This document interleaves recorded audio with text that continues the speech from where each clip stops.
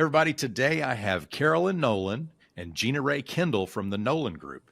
At the Nolan Group, their core focus is helping people to be strategically prepared for life. They're a highly recognized women-led team, most recently named Forbes Best in State Wealth Management Teams and Forbes Best in State Women Wealth Advisors in 2023. And they've been creating and executing unique financial solutions for nice people since 2004. So thanks for your time today and welcome to the show. Thanks for having us. Thank you. Yeah, glad to have you on here. I'm looking forward to our conversation. So we're going to dive right in. Carolyn, I've got a question for you. What was it like for you sitting in both the Visionary and Integrator seat prior to Jeana-Rae joining the team? Helter Skelter. Helter Skelter. What does Helter Skelter look and feel like for you? These. Like your pants, like skulls. It was awful. There were at least 3, if not 4 consecutive quarters. I was at my strategic coach meeting with my group up in Toronto, Dan Sullivan, strategic coach, talking about EOS, blah, blah. Right.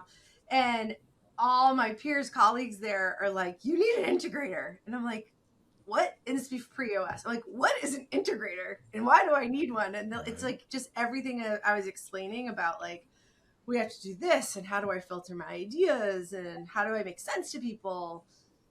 And I manifested JR.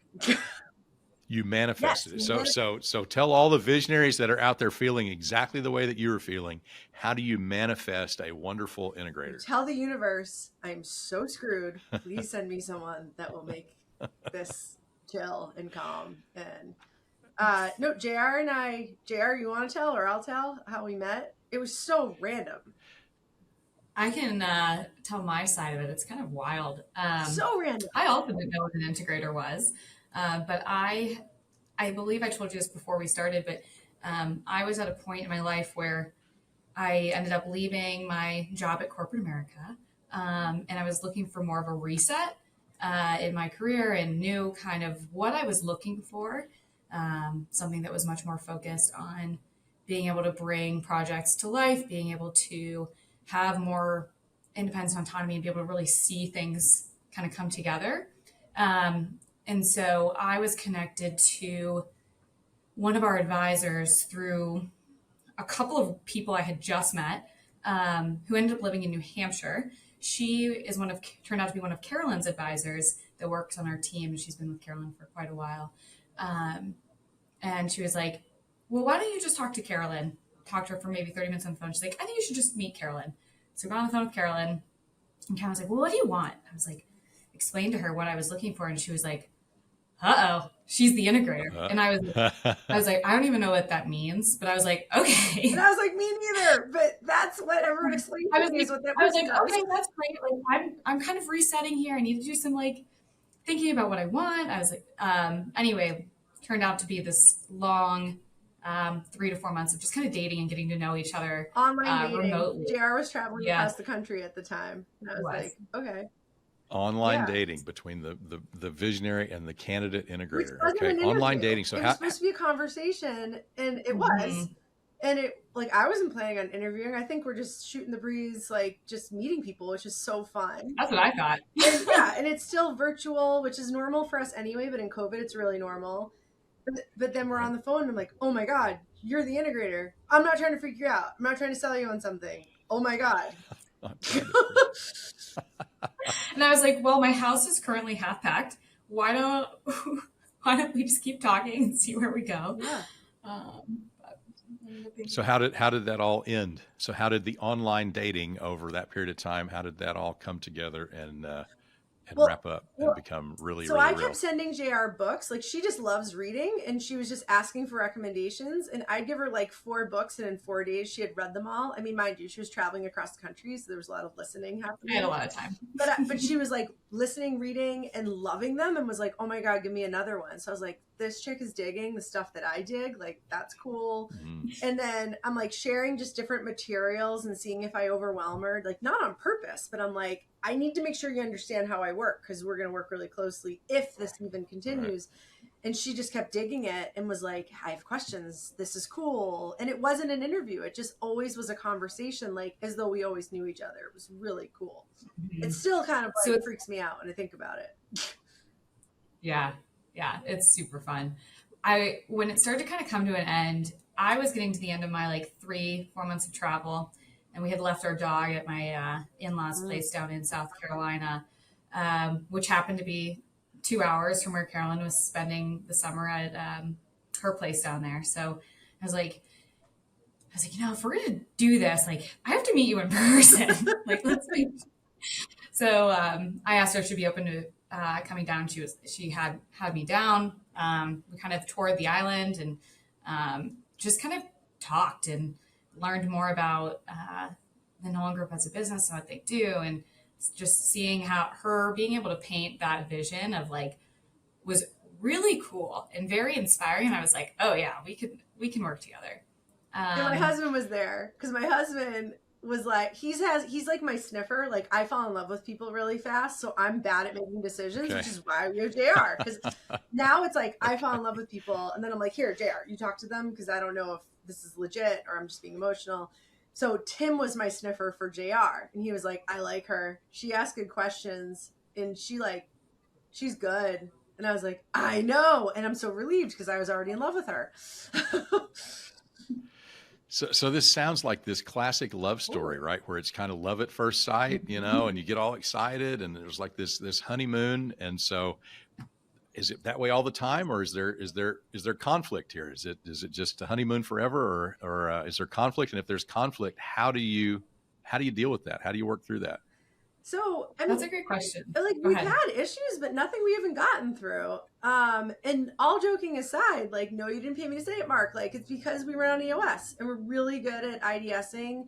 One of our core values in our company is open, honest conversations, but another core value is golden rule. So like, just like with the Nolan Group, like we only work with nice people. We only hire and work with nice people in our company. So it's like, the issue's not with people. It's issues are just issues, and we're holding hands working through this thing that we're beating up on the ground together. So JR came on board the same week that we bought the first practice that I bought. So I was like, never mind that I don't know what I'm doing. You don't even know how to turn on the system, but figure it out, because I don't know what we're doing here. So there was like things that got messed up there, but I'm like, I expect that. And JR was awesome at, from the get-go, never hiding anything or brushing something under the rug, or she was always just like really transparent. So it's like, I can handle anything as long as I know what I'm dealing with. So we haven't had issues. So Jeana-Rae, from your perspective, I'm sorry, Carolyn, say it again. Got messed up for sure. And like, but nothing that was an issue like that we didn't resolve. And I think that the biggest piece that allows us to do that is one, that alignment around the core values, but also Carolyn alluded to this. It's knowing that if there's something that's happening that's wrong, it's typically because there's a lack of communication and clarity around what it is we're trying to even accomplish. 2, a lack of like a process to define how to do something. So you're kind of figuring things out as you go. And then 3, just knowing and being open to that feedback from each other. And that's something that I think Carolyn does really well, is she's always listens. Like she'll have a million ideas and it's like, okay, let's start here. Let's think about this, this, and this. And she's always receptive and listens. And I think that that's what makes it work really well. And I think if you don't have those pieces, that's where you get a lot of conflict. And conflict's not bad, but unhealthy conflict is. And so that's something that we are fortunate that we haven't had. Well, and for me, I needed someone that could actually challenge me, like not so much challenge my thinking, but like not be afraid to come right head to head with me and be like, I totally disagree, but not in like an abrasive way. So JR has like an awesome temperament, like old soul temperament of just wisdom, and I'm like the like just go blow things up, and JR will be like, you can't do that. I'm like, shit. Right, I can't do that. But here's why: because we want to get to the 1-year vision, we want to get to the long-term vision, and it comes back to that. So we so you tied really well there. Yeah. So Jeana-Rae, talk to me about that from your perspective. So I can tell Carolyn is like this big visionary with ideas and energy and all that kind of stuff. So we talked about how you can't have an integrator that she's just going to mow right over and bulldoze, right? So you got to be strong. So how do you take all of these ideas and kind of filter them down to a way where it's the stuff that is real, that should be on the radar, without Carolyn feeling like, she's not listening to me, or we're losing this great idea, or all those kinds of things I hear visionaries say? Yeah. What's your process for that? So I think that the EOS structure in and of itself, that gives you those regular cadence of resetting your vision, your 10-year targets, your 3 and your 1, really helps us. And it allows us to kind of have that guiding principle where, okay, what is it that we're trying to accomplish? And is this actually an issue that is on fire that we actually need to solve? Because it's going to inhibit us from getting to our 1, our 3, or our 10. And sometimes Carolyn's like, yes, this is on fire and we need to pivot and do this now. And as long as we're looking at it together using that clear vision of where we're going, we're able to kind of navigate that pretty seamlessly. But it's having the time set aside where we can make sure that we're both really on the same page with what that is. And I'm able to ask those questions and pull out all of those juicy ideas from Carolyn's brain that allows me to be clear whenever we go into executing. Because the last thing we want to do is start executing the wrong way. And Carolyn's like, well, I actually saw it in this way. So really spending that time up front to get clear on that. So tell me more about that. So how do you protect that time, create that time, and get the most out of that time to achieve that clarity, that alignment? So we have once a month, we meet for like a 4-hour business planning session with Jen, and then her business partner, Jen, who's also on our leadership team as well. And we sit down and we just get really clear on the big things that are happening in the business and how we can continue to navigate and move things forward. And then we really love using different tools, such as the impact filter has been one of our greatest tools for Carolyn to be able to get clear. And she'll be able to talk more about that. And that's been a great strategic coach tool. Mm-hmm. Because otherwise I just talk like real high level and people are like, what are you saying? And I'm like, I don't know. So now like JR or someone else will do an impact filter with me, because like me just doing it myself is like a good starting point, but it's not an end point because it's still like in the clouds. So they're like, what do you mean? What does that mean? Does that mean this? I'm like, yeah, that. And they're like, can we write that? I'm like, yeah, that's fine. So we use that because it's kind of like when people are fighting about something specific, when the issue isn't that thing, it's like something deeper. So oftentimes the impact filter on the high level is either way too high level or way too specific. And we have to get to like, what's like the theme of what we're trying to do here. And it just comes with tons of practice. And on my own, I just don't move things forward. So sometimes JR will be like, we'll have a meeting and it's an accountability meeting. And it's just Carolyn's going to do her thing and JR's on mute and I'm on mute. And she's like, are you doing your thing still? You doing it? Because I'm like, otherwise, like, I'm here, I'm there. Your mind has a mind of its own. Right? Exactly. A visionary the big mind. way that I found, and it took me almost a year of organizing into the L10 like structure. Like I have an L10 for me and my husband. We don't call it an L10, but it's an L10. And we meet weekly and we go over our stuff. He doesn't even look at the list, but that's where I take the things from my brain and I park them, or when he gives me an idea, I put it there. I use Monday.com for a lot of stuff. I find that's a really great tool and it's easy to move things around. I have like a list, or maybe not an L10, but I have a list for all the properties we have and different ideas, and I make them short and long term. I have my personal list of things in life that I'm trying to do. I make it short and long term. I have my own business ideas that I haven't shared with the team yet because I haven't decided they should go on our thing that they should see. It's just to get it out of my brain. But I have a ton of them and it sounds crazy on the surface, but it's the only way I get it out of my head and into the right place. And now there's a cadence. As long as I follow my stupid calendar, the calendar is the tool by which we get all this stuff done with such ease and grace. If you just follow the stupid calendar. Sounds it's simple. So simple, but yeah, it's super hard to do. Like Yeah. But that's And how I we think run once our whole life. the ideas are clear for Carolyn, she's not as much about, she doesn't care how. She's like, this is just the what. Yeah. And I'm like, okay, great. Like, then we can move forward. And she's great about giving that autonomy to me and the team, and knowing where she really excels is not in that space. And I don't excel in the idea piece at all. I'm like, great, please come up with something and we'll move this forward and we'll keep moving in the right direction. But So interesting question on that. Just something I see is some people think, the integrator role, they're like, well, they don't have ideas, they don't whatever. And in my experience, when I talk to integrators, it's like they love to get fed the idea, right? The joy for them is making it real, making it happen, right? The joy for them isn't coming up with the idea; it's going and executing, right? So that's what makes them. That's how it sounds like you're wired. Yeah, and absolutely. I mean, prior to JR, our entire business, like, because I had to, I would just get it done. But it's like, just because you can doesn't mean you should. And at this point, it's like, it's becoming aware of how much it's draining me and prohibiting my creativity and like coming up with new stuff. Because it was like, even as a financial advisor, and only in the last year, I stopped working with clients.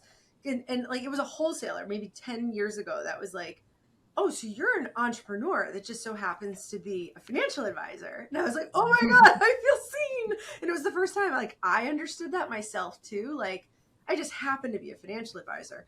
And so it wasn't until we like integrated and implemented all the stuff that I could see the ability for me to be free to not be an advisor, not because it's a bad gig, but it's not my unique ability. But my unique ability is creating new shit and being a visionary and like bringing like energy and culture to this whole thing and beyond. And I couldn't when all of my time and time blocks were to seeing clients who I flipping love.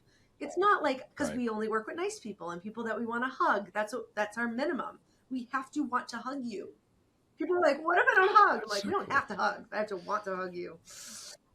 That's so cool. So I love that. Okay, so Carolyn, a lot of visionaries tell me about this feeling of almost being put out to pasture. When they bring in a great integrator and the integrator starts taking all this stuff and things start happening, they go through this transitional period where they're kind of like, well, wait a minute. What about me? What do I do now? Did you experience that? What was that like for you? Okay. Tell us about it. Tell us about it. My calendar, we sent her on a visionary retreat this summer. Yes, that's what we're calling which was it. Great. Yeah, it's we keep like half joking. I'm like, I'm not essential. Well, I'm no longer essential. Okay. And it's like a really weird paradigm shift. It's kind of like along the same lines of, tell the universe what you want. And then when you get it, you're like, oh, I don't know if I want this, but like, I actually do. I almost don't feel like deserving. And it feels a little imposter syndrome-y because when you're operating in, again, what Dan Sullivan calls your unique ability, like it's so effortless. It feels like fun and play that you're like, oh my God, am I like fooling everyone? So it's a really big continual paradigm shift to figure out. And JR and I literally like this week are going back into what are my new focus activities? What are my new buffer activities now that I can maniacally do this in our company? Like, what am I accountable to? Like when I was still in the advice and toggling between the two, like that's really confusing, but it's necessary for a period of time that you wear multiple hats, and it's not like over. It's going to keep happening as I create new stuff. Like we're creating a new company right now because things were calm. So let's create it's like, let's either create a company, have a baby, or buy a property that we can't afford. Oh my. That's what I do. I create chaos because it's so fun. 3 non-trivial activities there, right? Manage the ideas and that chaos. Yeah. Right.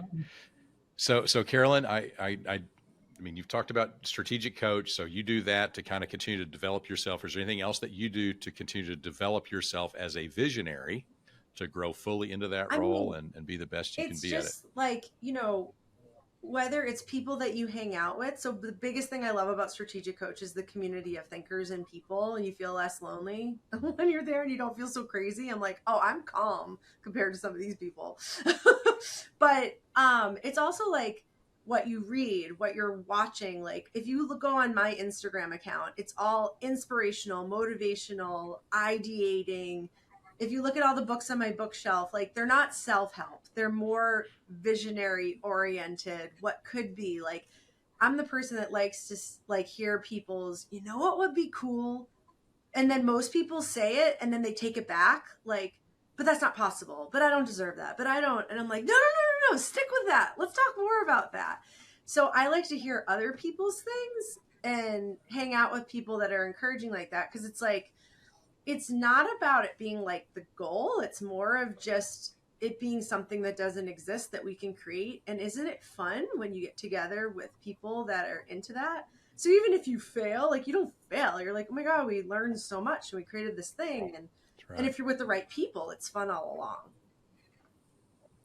100%. Love that. Agree with every bit of it. So Jeana-Rae, what about you as an integrator? What do you do to continue to master your craft and become the best integrator that you can be? Honestly, I love feedback from the team. I think that that's the number one thing that helps develop and helps me develop. I also just devour books similar to Carolyn. So when she gets a good book and she reads a lot, she'll be like, you need this, you read this. And I'm like, great, which is also a great way of us aligning in our thinking and our thought process so we can continue to move a lot of these ideas forward. So that's something. I'm also in Strategic Coach as well, in their team leader series, which I love. And it gives me a chance to get zoomed back out because I find myself in the business, but then also bridging to that more zoomed out picture. So it gives me that chance to kind of zoom back out and learn from others in a way that I don't necessarily get exposed to daily, weekly. And then other things is I had an opportunity to kind of take and audit some classes while my husband was in business school. So that's another way. Just finding different ways you can continue to improve yourself. It's all a lifelong journey and a growth journey. So yeah, the journey to mastery never ends, right? You got to keep working on it. So, right. Individually, you continue to work to get as good as all you can be in your individual role. What about the relationship? What kind of things do you do with intention to continue to make that visionary and integrator relationship as strong and as powerful as it can be? I think that comes back to Carolyn and I meet weekly. We have our big once a month meeting, but we meet weekly and we always kind of start with just like, what's going on in your life? Let's know each other and get to know each other personally. Like I had, I'm in the process of moving. I told you this, back to Denver, Colorado, and moving can be challenging. Not the most fun experience. So Carolyn sent me a text, just checking in.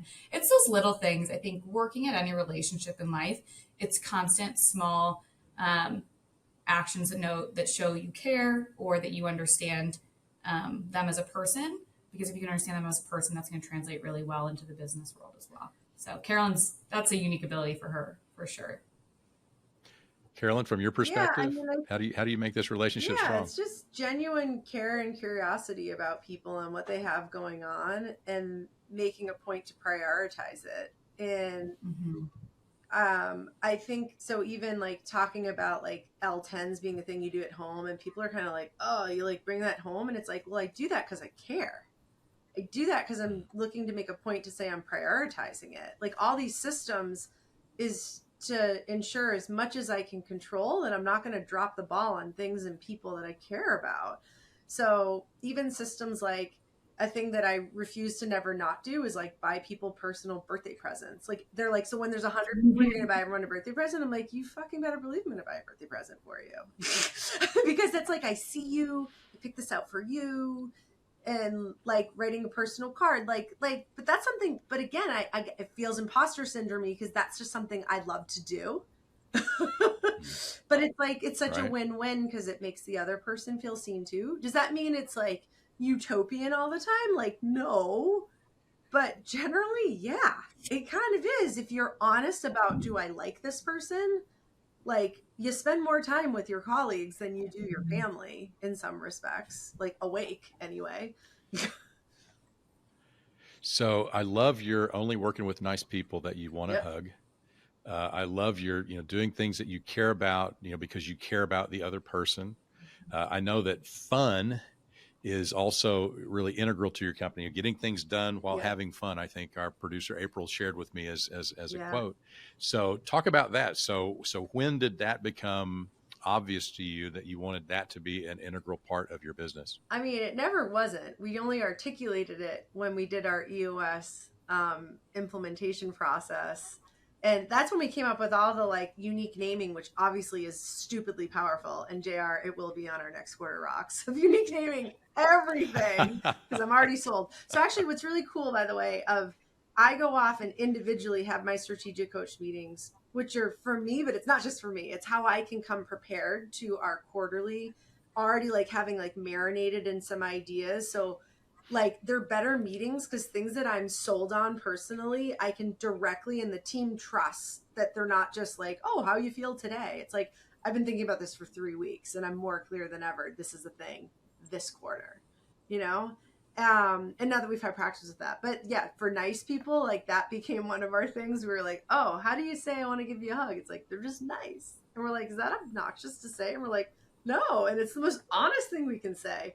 But we've always, like, part of our style is just, for me personally, has always been being more casual, or not always, but once I became more just authentically me and dropped the suits and like started just speaking how I would normally speak, it's just so much more natural because it is, and authentic and genuine with clients and with everyone. Just be yourself. Was that scary? Was making that kind of a change in your business, in your world? In my world, yeah. Was that scary? I mean, we're financial Yeah, services. I Right. was wearing suits, and then there was some point, and I was young. I was 22 when I started, and it was probably like 2 or 3 years in, and I just kind of dropped the suits and was just still wearing way fancier shit than I would wear now. But my client like stopped me randomly one meeting and was like, "Can I just tell you, you look so much more comfortable?" And I was like, thank you for saying that. So again, it was a lot of feedback, unsolicited. And, you know, again, being a coach and these people that I don't know, and they're like, they people that offer their genuine reflections without asking for it. And it's people that don't otherwise know you or have some ultimatum of why they're going to say something. And that's been like really neat. So like, pay attention when you start to hear like different people in different parts of your life telling you the same thing, good or bad, by the way. It's a thing. So having fun has always been a thing for me since I was a little kid. It's like, why, again, one of my unique abilities is about like, you don't have to be stuffy to be serious. Like we can still get really important, impactful work done and not be total stiffs and like, suit, serious, don't smile. I'm like, and most of those people are miserable. Which isn't on the list. Being miserable is not on the list, right? So Jeana-Rae, for you, coming into this company with that culture, I mean, was that a big change? Was that different? Was that like, wow, that's cool? Yeah. What was your impression? It was definitely different, but really refreshing. So as I mentioned, I worked at a large brokerage firm prior to joining the Nolan Group. And it was the business casual, little stiffer. But now being in the entrepreneurial setting, I was like, man, why didn't I find this sooner? This is so much more fun. And oftentimes it doesn't even feel like work when you're going in, you're getting to show up authentically as yourself each and every day. It just impacts your personal life too, in a positive way.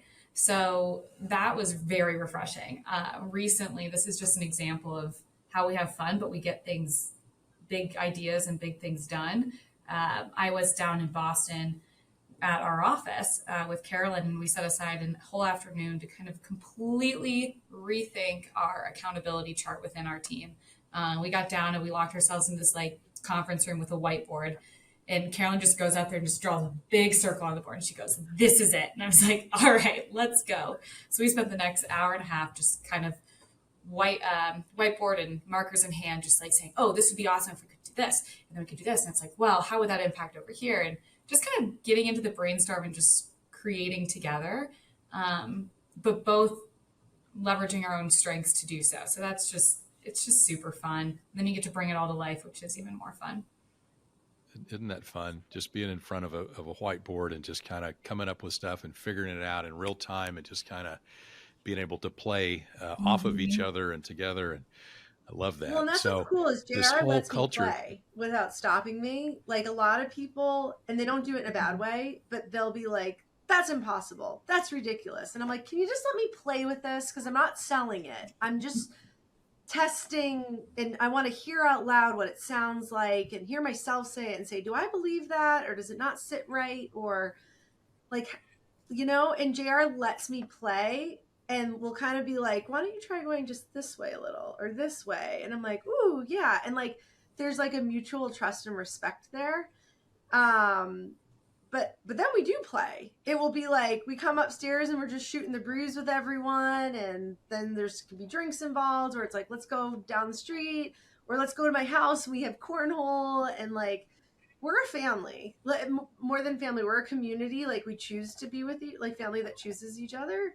Mm-hmm. So the tricky thing that comes with our culture is it's not for everybody, even if they want it. Some people just can't, they don't get it, or they can't, like, it's not an entitlement, right? So it's not a benefit or a perk. It's like only for people that are like not just nice, but like they're grown-ups and like they get it. Like we're here to achieve things and do things, but here's the culture by which we do it. But that doesn't discount that like you have to have a high standard of work and you have to show up and you have to do what you say you're going to do.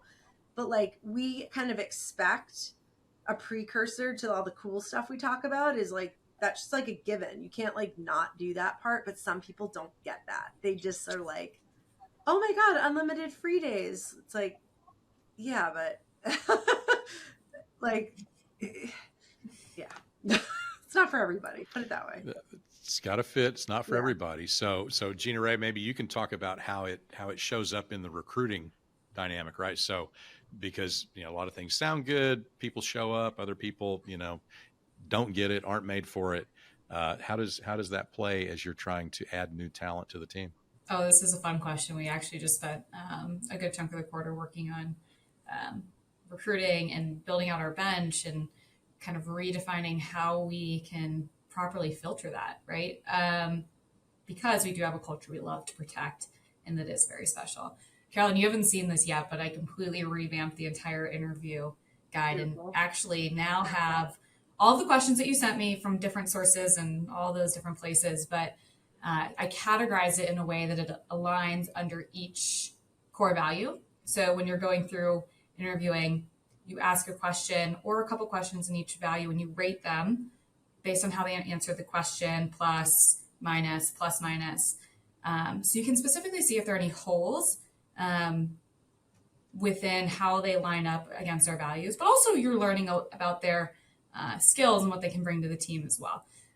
So we've kind of created this system for being able to try to see as much as you can through that. So that's kind of how we've kind of structured it with our team. I love that. Do you find that, again, people appreciate your culture so much, the people that work there, that it's sort of a recruiting force for you, right? Because they're talking to people about how much they love their company, how much they love being part of the community, Carolyn, as you called it, right? And so again, it's kind of becoming this people magnet. It's a place that people are drawn to that resonate with the signal you're putting out in the universe, right? I mean, do you see that? Is that real? Oh yeah. It's Carolyn. Yeah, but then it's again we actually had someone that quit before they started because she was so intimidated by like almost just like in disbelief that this even existed, which was kind of interesting that it's like almost too good to be true. But I think that's where I kind of like that because it really genuinely should attract the crap out of the right people like JR, who are just like, oh my God, I didn't even know this is possible, and should repel the wrong people, not just people that are anti the values, but accountability. Like living in a culture of accountability is not where most people, I would argue to say most people can't live. Or like even pre-COVID, we were doing a lot of like remote work or hybrid, or so that was normal for us, and we had a good amount of people that were working in another state. But like we've always said, like before COVID, like work from home is not a benefit. It just makes sense for some people, and for others it doesn't. So there was one team member that's not with us anymore, and in COVID they wanted to be home, and they were in a family that like it wasn't a great dynamic, and the person was miserable all the time when they were at home. And it was like, well, I can work from home, and like, you could, but you're miserable because your family is not a happy place. And it was like, so I need you here. And it was like, well, I deserve to work from home. And I'm like, oh, you're missing the point, you don't get it. Like, some people just don't get it, and it's okay. What's hard, Mark, is when you see how someone could, and you like almost want it for them more than, not even more than they want it, but you're like, they're just not going to freaking get it. So that's been a really impactful, I think that's the most challenging EOS, but impactful EOS like qualifier with the people analyzer thing. Like the values, like we're pretty good at, like we can kind of filter, and most people that come to us are by way of referral in some way, even pre-EOS. Like everyone has a story that's so funny and random of how we got together, almost everybody. And then, but it's the get it that sometimes, and you try to help someone get it and they just can't get it. So you're like, I just gotta let you go. It's the most awkward, awful, but it happens. It's generally not the values, it's the get it part. And that's when it gets really hard. Yep. I see that. So let me ask you this. So we've been doing this for a while now. So you've been doing the Visionary-Integrator thing for a while now. So now you reflect back on your journey. And we got lots of people listening that they're either a visionary themselves or an integrator themselves, or they're really interested in visionaries and integrators and trying to understand it. And so as you think about them listening and look back over your own experience, what's the thing that you wish somebody had told you way back when that would have helped you get there quicker, get there with a little bit less pain? What's your nugget of wisdom that you'd like to share with our listeners? Where to start? So what I never have really liked, it's still hard for me, is thinking about the 10-year vision, the 20-year vision of the business. What I think is more obvious if you focus on it sooner is just what has always been true to you as a person that lights you up and makes you feel alive. And I think if you can lead with that as like your lane of where you're trying to get to, and then you try to genuinely understand other people's lanes, you can start to see how you can create this masterful highway together when you start to connect with the right people.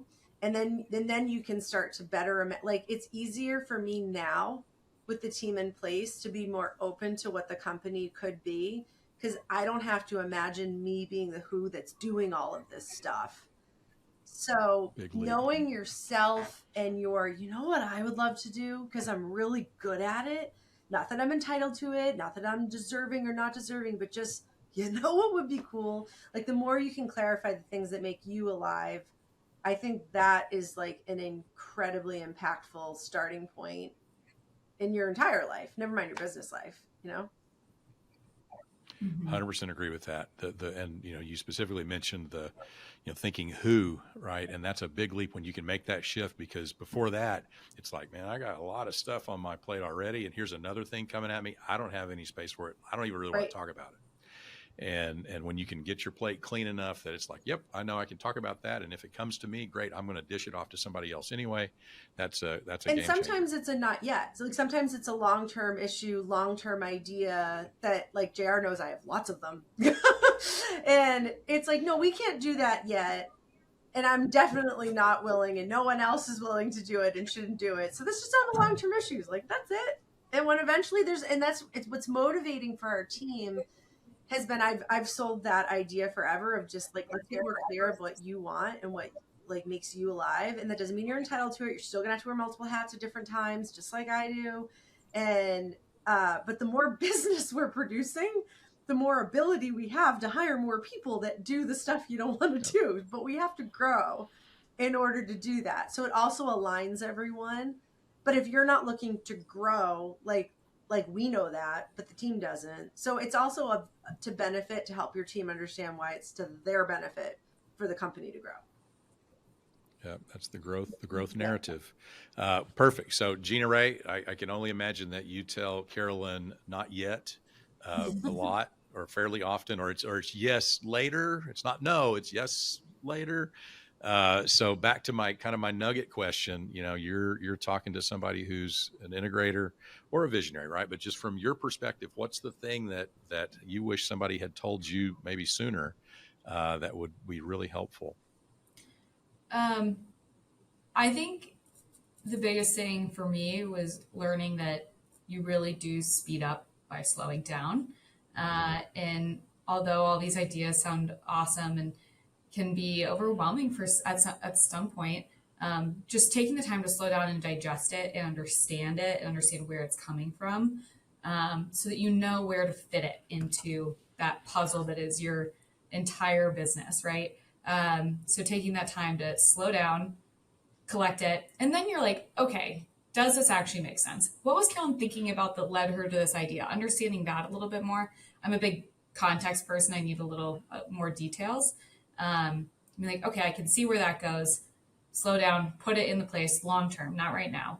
And just really spend the time and invest in the relationship up front so that as you continue to move forward, you just have the tools you need to be able to properly assess that. Love that. So I actually, back in the day when I used to try to do triathlons, I had a swim coach that said, slow is smooth, smooth is fast. and I see that in business, right? If we're herky jerky, if we're just all over the place doing this, we're not going fast. There's a lot of motion, but it's frenetic. It's not aligned. It's not smooth. So we can smooth that out, get it focused, and everything speeds up and goes. So I'm a golfer. I mean, that's like how you get better. Like sometimes women play their best golf when they're pregnant because you have to slow down. And you're like, oh my gosh, I just drove myself and I'm barely swinging. And it's like, oh.